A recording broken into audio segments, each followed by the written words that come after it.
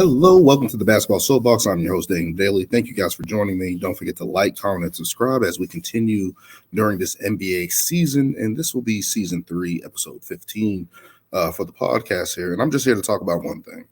If you're still skeptical about the Boston Celtics, stop. Stop whatever you're doing. Stop whatever you're looking for. Stop whatever evaluations you have on this regular season, because all the numbers are there. The players are there. The coaching is there. The records are there. The numbers are there. There's nothing else you could look for. But let's get into it. Since people want to be skeptical, let's get into the numbers. The Boston Celtics have the best record on the NBA season. They're 52-14. 52-14 on the NBA season. Have been dominating, have been beating teams, have been playing really well. Have two guys that were an all-star. Added Kristaps Porzingis and Jrue Holiday, of course, at the start of the season. Derek White has taken leaps and bounds. Made a small trade for Xavier Tillman and Jaden Springer in small transaction deals before the trade deadline. And people are still skeptical about this Boston Celtics team, which I just don't understand. And a lot of the arguments I have against people who are skeptical about the Boston Celtics, as well as the Boston media, how they're always skeptical, even after a bad loss or whatever the case may be, is that every team around the league has bad losses, even teams that they think there are title contenders against us. The Denver Nuggets stand out, which I'll be talking about. OKC, Clippers. Every team has had bad losses this season, has had injuries, had some type of confusion. But the Boston Celtics, through all of that, have been the most steady, the most consistent.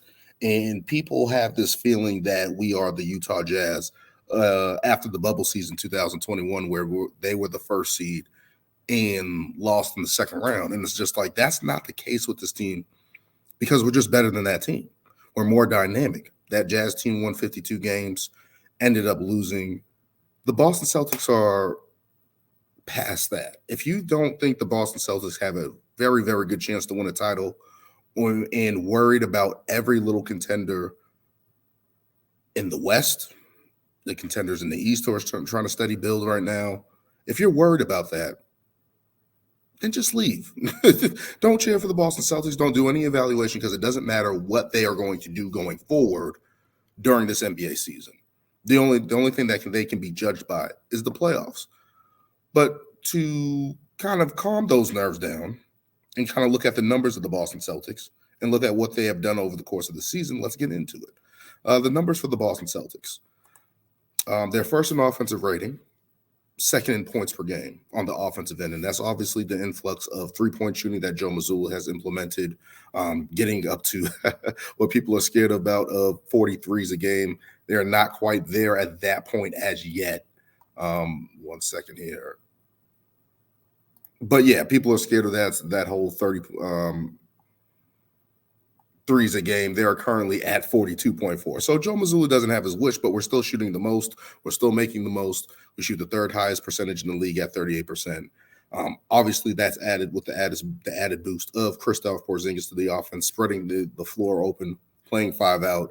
Jrue Holiday is a knockdown shooter in the corner. Derek White has been able to knock down his threes. Tatum, when he's on, can knock down his threes. Jaylen Brown has improved as a three-point shooter. Sam Hauser off the bench has been impressive, knocking down his threes over the course of the year and trying to build a bigger role in that role on the offensive end. So when you got that, you got 3 dynamic scorers and JB, JT, and KP on this offensive end for the Celtics. It's very dynamic. And then Derek White can get off. And Jrue Holiday, who knows when he's going to have a big game. He's sacrificing right now, but he's even capable of having a big game as well. You got Al Horford, Peyton Pritchard off the bench, shooting the 3 as well.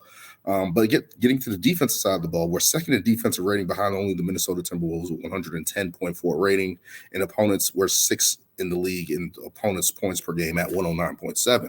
So when you look at that standpoint from the Boston Celtics, that their offense is as efficient as it is, their defense is tops in the league on both sides in terms of fast breaks, points in the paint, taking away things that are easy for the team, the opposition. They're high in those standard numbers, and people are still trying to find ways, because we blew a 20-point lead to Cleveland a couple weeks ago. We lost to Denver, again, which I'll be talking about later in this video. And people are just trying to find anything to nitpick at the Boston Celtics, especially clutch time. which was an issue against the Denver Nuggets, which I'll talk about right now. Looking at clutch record for the Boston Celtics, amongst teams that are so clutch time in the NBA is within 5 minutes of the game, where the game is within 5 points. The Celtics clutch record in that situation is 19-10. We're fifth in that regard. And teams with only a better winning percentage are the Dallas Mavericks. I have the numbers here, are at 18-8 in that regard. The Los Angeles Lakers, who are a 10th seed in the Western Conference, are 19-9 in that regard. The Denver Nuggets, who beat us twice this year, who I'll be talking about later on in this video, are 23-11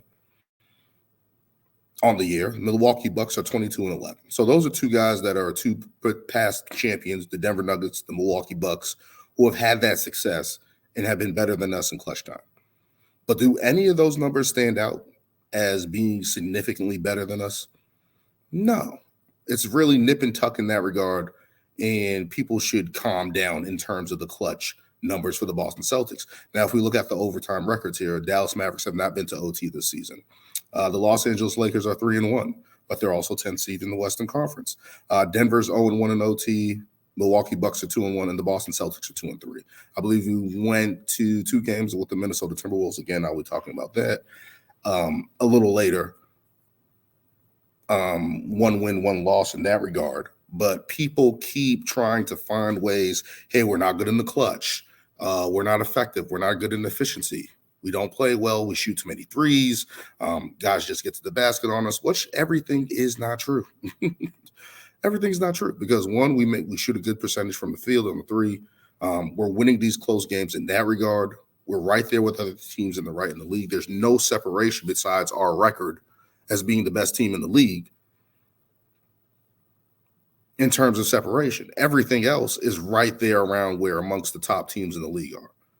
So pump the brakes. But let's get into Phil Jackson has a rule, 40 wins before 20 losses. There have been only 4 teams in the league this year that have reached that mark.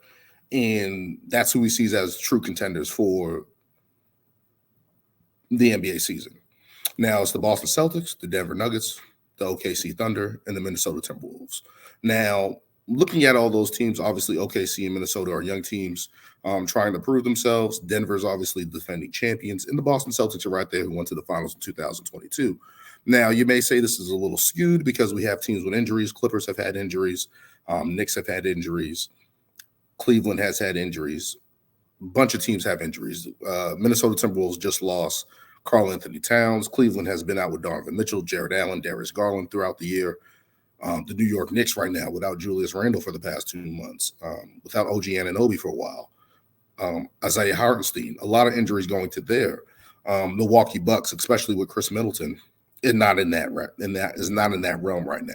And when you think about it from that standpoint, the Boston Celtics are still one of the best teams in the league. And they have been consistent. They have been right there. And people have to stop trying to find ways to diminish what they have accomplished on the season. And we've seen ebbs and flows, like Jason Tatum has been struggling a little bit. People are kind of concerned about Jaylen Brown at the start of the season.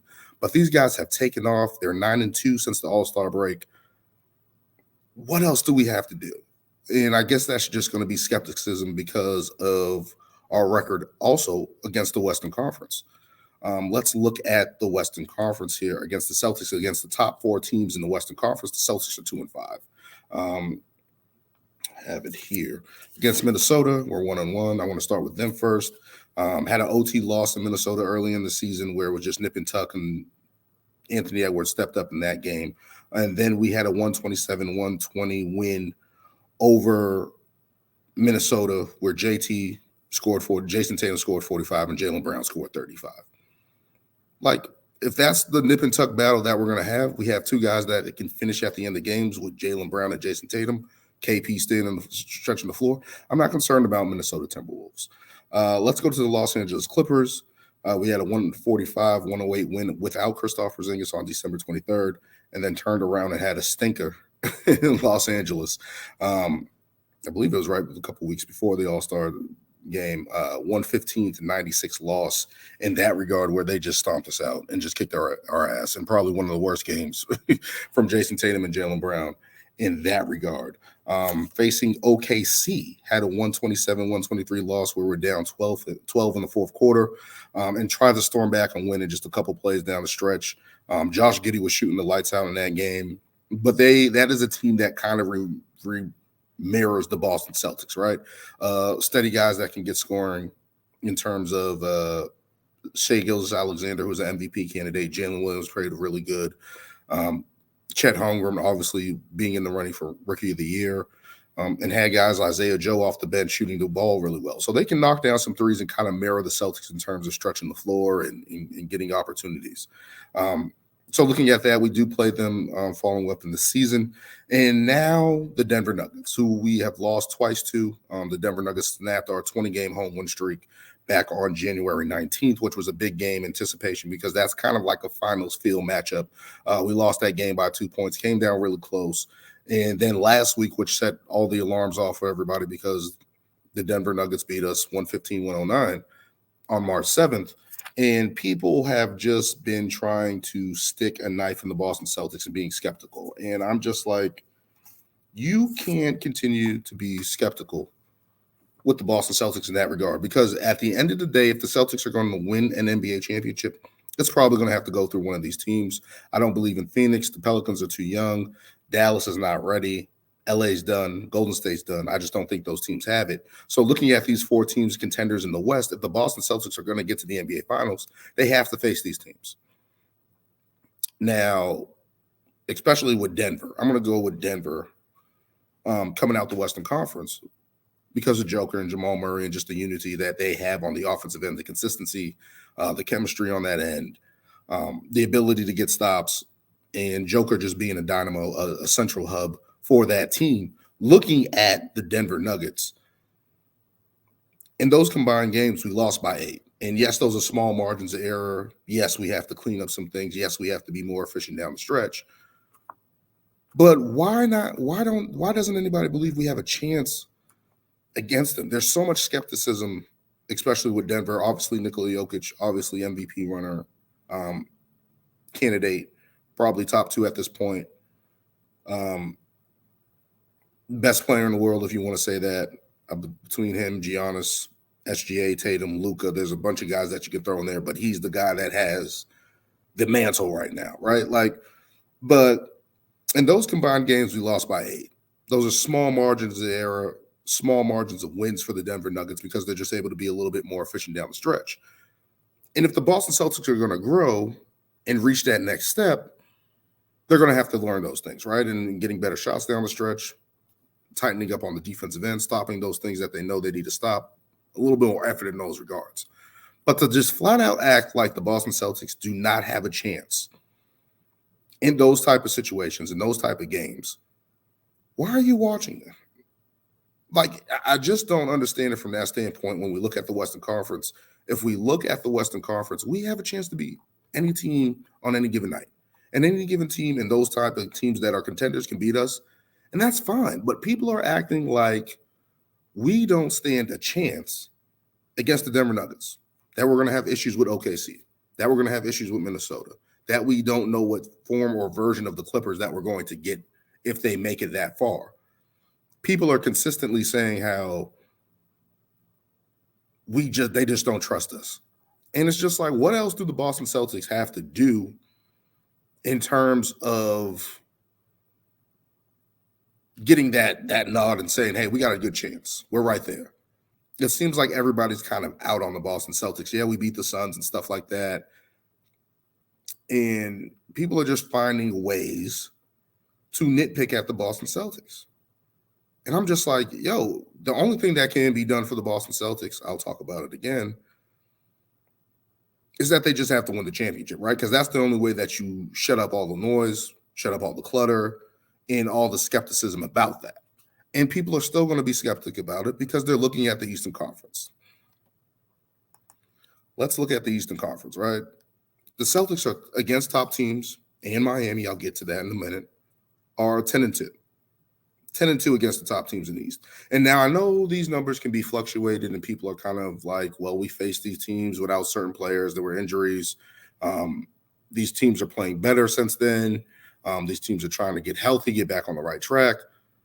But even with that, even with us going against Milwaukee 1-1, one blowout, which was probably another game that was probably the worst from Jason Tatum and Jaylen Brown, where people are, since the coaching change with Doc Rivers, the Milwaukee Bucks are getting back on track. They're supposed to get Chris Middleton against the Suns. I believe he's being cleared to come back.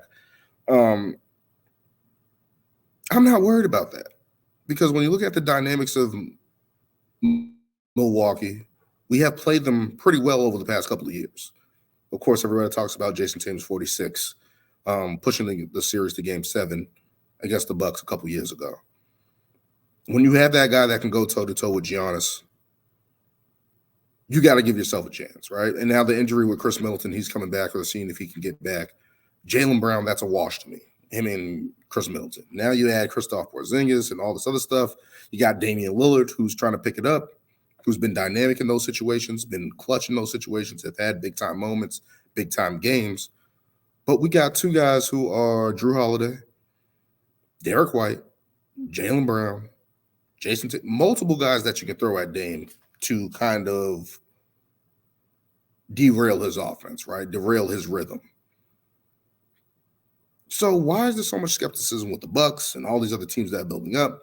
Cleveland, we're 2-1 against. Cleveland is a team that I've been saying since the start of the season, we got to keep an eye on them. Implementing the three with Max Strus and George Niang and having that type of dynamic. Donovan Mitchell has the ability to go off at any moment. Darius Garland kind of figuring out that way to how to play in that backcourt with him. Evan Mobley trying to find his way back from injury. Jared Allen has been a stellar for them. So that's a team that I've always been looking at and saying they're tough, right? Like everybody remembers that Grant Williams moment from last year where he says, I'm going to make both.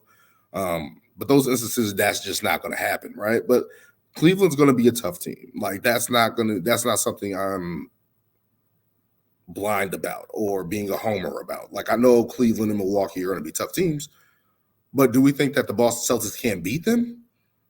Like everything is not going to be in our favor against those teams. Like that's just the way it is. That's the way the NBA works. There's going to be competitiveness. There's going to be advantages for both sides. But I'm still confident the Boston Celtics can beat those two teams. Moving on to the New York Knicks, who have been in a state of flux before with the Julius Randle injury, OG Anunoby injury. Jalen Brunson got hurt a little bit, but he's back. He had 42, I believe, against the Kings. But we're 4-0 against the Knicks. And the Knicks are going to be tough as hell. They're a Tibbs coach team. They're going to be tough as nails to defeat. That's just the way Tibbs is. And if we got to do that against the New York Knicks, this new structured New York Knicks, this new formation of the New York Knicks, the Villanova boys, Josh Hart, Dante DiVincenzo, Jalen Brunson, that's fine. I'm fine with that. I'm confident that we can beat New York. Now, let's go to Miami, who are kind of like the zombies of the Eastern Conference because they never go away. We're 3-0 against them. Yes, at various times, various formations of this Miami team. Jimmy Butler's usually on cruise control until he picks it up in the playoffs. We know that. They've added Terry Rozier, who's definitely an upgrade over Kyle Lowry, who's definitely going to be a different an upgrade for the Miami Heat in that regard because he just adds a scoring ability, a little bit more speed, a little bit more offensive efficiency, a little bit more offensive dynamics in that regard. You know, of course, they got Tyler Hero. They got a great Bam Adebayo, Jaime Jaquez. I understand all that. But I'm still confident the Boston Celtics beat them. So in the Western Conference, if we got to go through Denver, that's fine. Now, if we got to have this boogeyman, the Miami Heat, if I'm a Boston Celtics fan, if I'm the Boston Celtics and Miami comes up, I want to beat them if I want to get to a championship, especially because of what happened last year. I want the Boston Celtics to beat them, not run away from them, not cower from them, not be scared. This fan base, the media in Boston, is so scared, is so skeptical, so they want something wrong. They don't believe in the team at any point in time. And I've argued with people, the Celtics were, it doesn't matter what spot the Celtics are in. There's always going to be skepticism until they get it done. That's how I argue with the Boston media and Boston Celtics fans who are malcontents. I call them malcontents. When you sit there and you try to nitpick at everything, say, why isn't this perfect? We shoot too many threes. We can't beat this team. What about this team, what they're doing? That team's on the rise, whatever the case may be. After All-Star break, the only two teams that are playing better than us by a couple games are the OKC Thunder and the Denver Nuggets, who have played more games than us. That's it. That's it for this Boston Celtics team.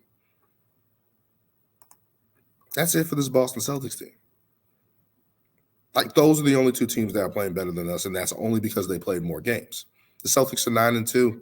Jaylen Brown's playing out of his mind. Jason Tatum's picking it up. The bench is learning how to play. Sam Hauser, Payne Pritchard, Al Horford, who stepped up big the other night. Xavier Tillman's getting in on the action, who I was happy about that acquisition when we made that trade. But that's the only thing that I'm concerned about with these last couple games on the season.